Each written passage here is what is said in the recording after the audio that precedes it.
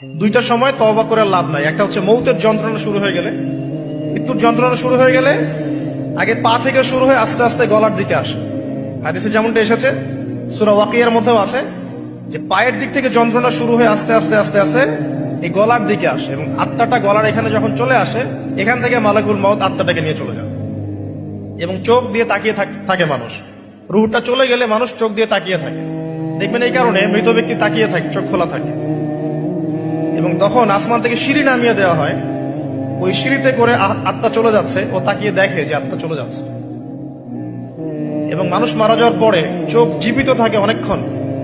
Medical science যারা পড়েছে তাদেরকে জিজ্ঞাসা করবে, মানুষ ডেড হয়ে গেলেও চোখ দেখবেন আরো কয়েক ঘন্টা, হয়তো আরো নির্দিষ্ট একটা সময় পর্যন্ত চোখটা কিন্তু জীবিত থাকে। এই জন্য চোখ বন্ধ করে দিতে হয়। যাই হোক, যেটা বলছিলাম যে মৌতের যন্ত্রণা শুরু হয়ে গেলে তওবা করে লাভ নাই।